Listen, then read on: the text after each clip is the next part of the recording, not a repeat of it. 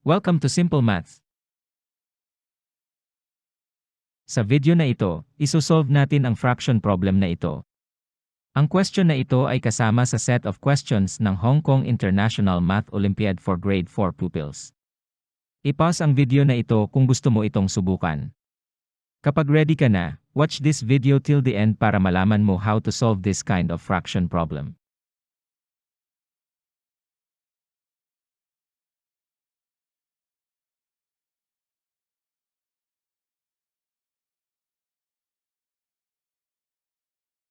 Para ma-solve ito, gagamit tayo ng math trick that will make the fractions easier to deal with. First, we will multiply the whole expression by 3/3. 3/3 is equal to 1, hence, we are not changing the value of the expression, but we are only changing its form para mas maging madali ang pag-evaluate nito. Next, we multiply the numerators by 3.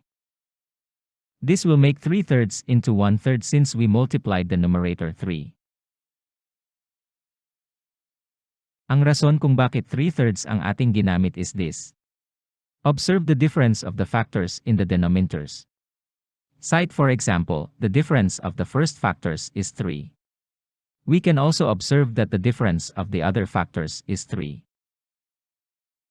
Since the numerator is also 3, we can use this fraction rule.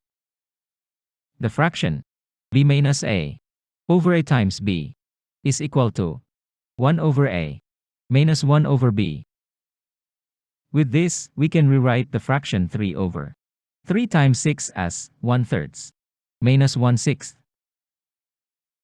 3 over 6 times 9 as 1/6 minus 1/9. 3 over 9 times 12 as 1/9 minus 1/12. And so on up to 3 over 24 times 27 as 1/24 minus 1/27. Lastly, 3 over 27 times 30 as 1/27 minus 1 over 30. Removing the brackets, the expression would be equal to this. Makikita natin na minus 1/6 and plus 1/6 cancels each other out to 0. Also, 1/9, 1/12, and so on, up to 1 over 24. And 1 over 27. Lahat ng mga pairs ng fractions na ito cancels each other out to 0. Then, only 1/3 and 1 over 30 are left inside the parentheses. As you can see, mas madali nang isolve ang fraction problem na ito. We subtract 1/3 and 1 over 30. That is by renaming 1/3 to 10 over 30. This is now equal to 1/3 times 9 over 30, which is then equal to 1/10.